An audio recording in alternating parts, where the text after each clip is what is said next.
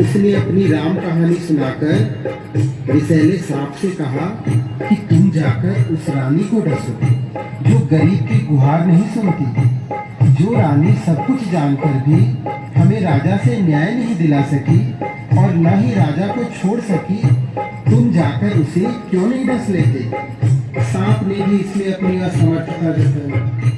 तब भागी भागी गौरैया जंगल में जा पहुंची और उसने बांस से विनती की कि तुम लाठी बनकर उस सांप को मारो।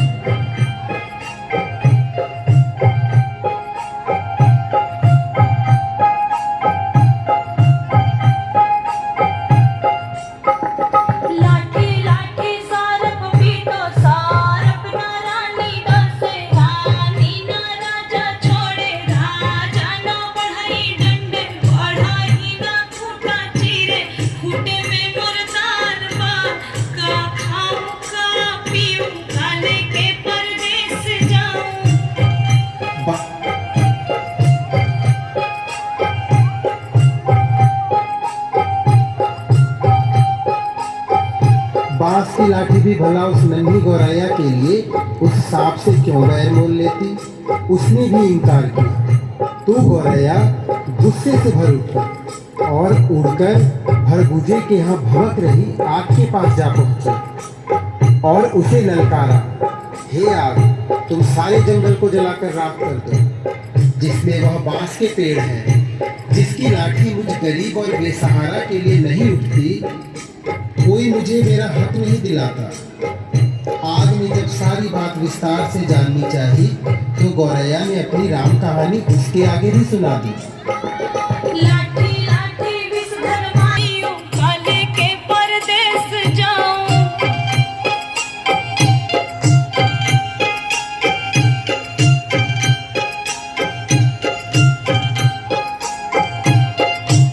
फिर आग ने इतनी छोटी सी बात के लिए जब गौरैया की बात मानकर पूरे जंगल को जलाना ठीक नहीं समझा और जंगल को जलाने से इनकार कर दिया तो गौरैया बहुत दुखी हुई, लेकिन निराश नहीं। वह सागर के पास पहुंची और उसे अपनी पूरी बात सुनाकर आरजू की। सागर सागर आग बुझावा, आग ना जंगल जा रे, जंगल ना लाठी पटवे, लाठी ना विषधर मारे, विषधर ना रानी डसे, रानी ना राजा ताजे, राजा ना बढ़ई डंडे, बढ़ई ना खूटा चीरे, खूटे में मुर्दाल बा, का खाऊं का पीऊं, काले के परदेस जाऊं।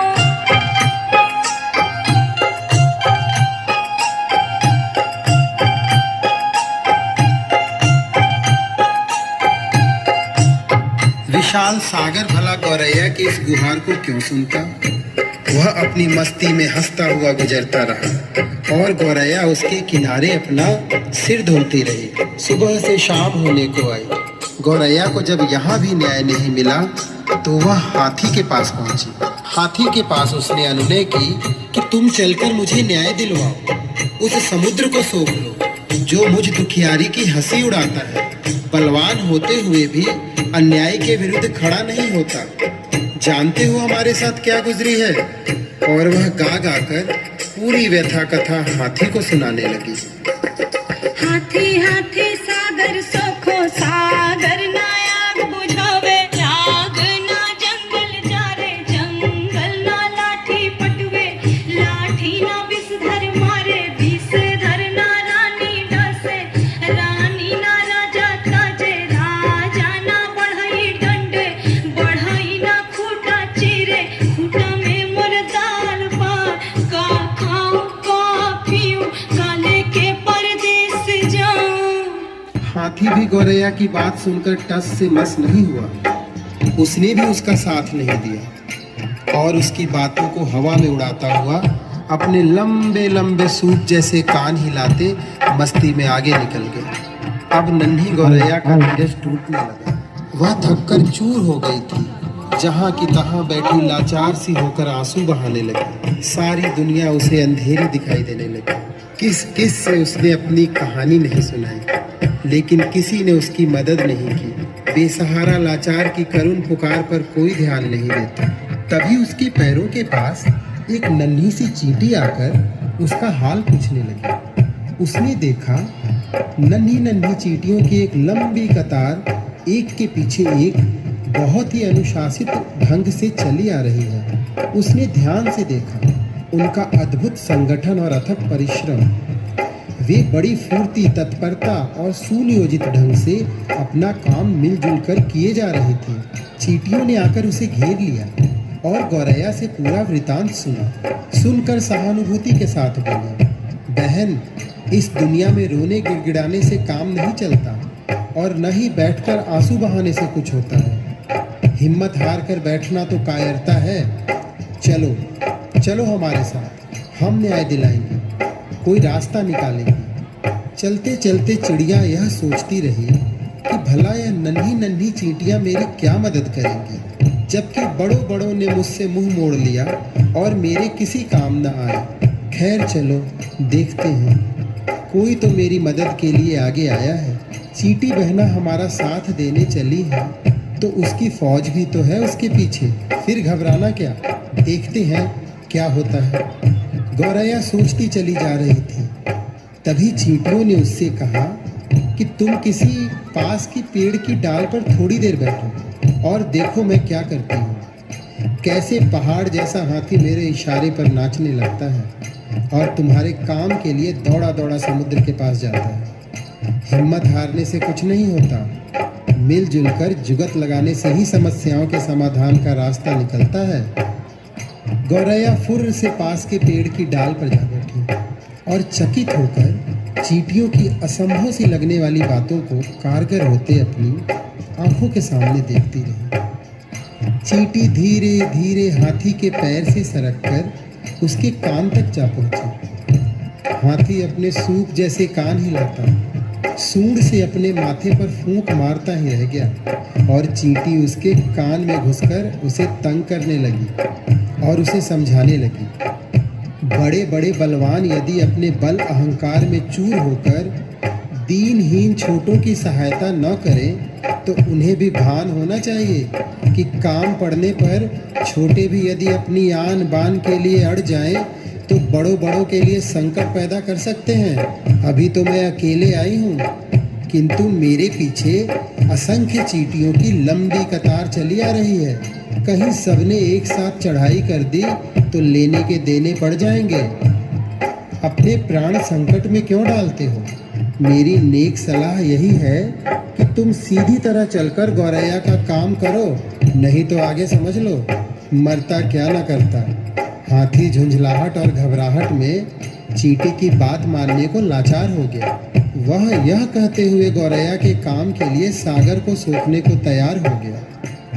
मोहे काटो तो मत कोई, हम सागर सुख बिलोई। चींटी ने हाथी का पिंड छोड़ दिया और गौरैया उसे धन्यवाद देते हुए हाथी के पीछे पीछे उड़ती वापस सागर की ओर लौटी। हाथी जैसे ही सागर के पास उसे सोखने के इरादे से पहुंचा, सागर हाथ जोड़कर बोला, मोहे सोखो मत कोई, हम आग बुझाई भलोई। सागर जब अपनी तटों की सीमा छोड़कर आग बुझाने के लिए उमड़ा, आग ने थरथर कांपते हुए गौरैया का काम करने का वचन दिया और कहा, मोहे बुझाओ मत कोई,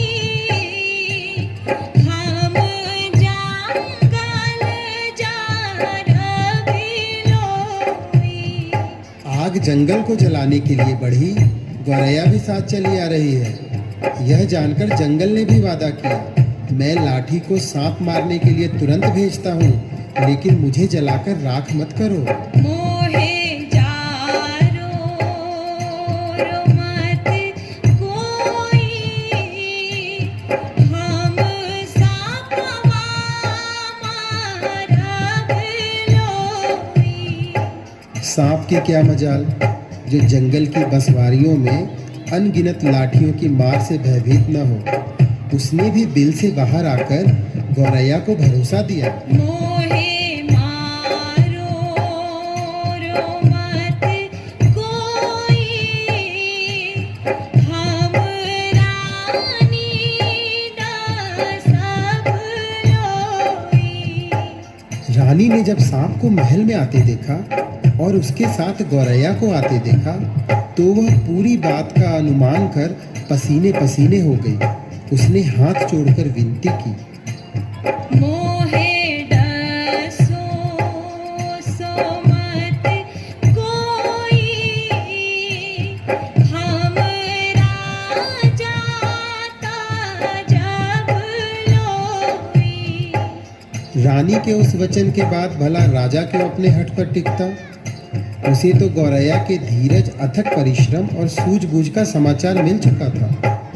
उसने अपनी लापरवाही और अन्याय के लिए क्षमा मांगते हुए फौरन बढ़ई को बुलाने का वचन दिया और कहा, मोहे तजो जो मत कोई, हम बढ़ाई डांडब लोई। फिर क्या था, बढ़ई ने राजा के सामने आकर गौरैया की बात न मानने का अपराध कबूल किया और थर-थर कांपते हुए राजा से गिड़गिड़ाकर विनती की, मोहे डंडो वंडो मत कोई, हम खूंटा फारब लोई। गौरैया को और क्या चाहिए था। गौरैया बढ़ई के साथ उस चक्की के खूंटे के पास पहुंची जिसमें चने की दाल फंसी हुई थी। बढ़ई ने खूंटे से दाल निकाल कर दी और गौरैया उसे अपनी चोंच में लेकर अपने घोंसले में जा पहुंची, जहां उसके नन्हे नन्हे बच्चे जब से वह गई थी उसकी राह में आंखें बिछाए भूखे प्यासे बैठे थे। बच्चों ने चहचहाकर उसका स्वागत किया और वह अपनी चोंच से चने का दाना अपने बच्चों को खिलाने लगी और गुनगुनाकर पूरी कहानी सुनाने लगी कि कैसे उसने अपनी हिम्मत से काम लिया। बड़े बड़ों ने उसकी बात मानकर उसकी मदद की, लेकिन जब वह केवल रो गिड़गिड़ा रही थी तो किसी ने उसकी बातों पर ध्यान नहीं दिया। मदद के लिए आगे आई तो वे चींटियां जिनकी संगठित सेना के सामने हाथी भी लाचार हो गया। सच ही कहा गया है, सब उसी की मदद करते हैं जो स्वयं अपनी मदद करना जानता है।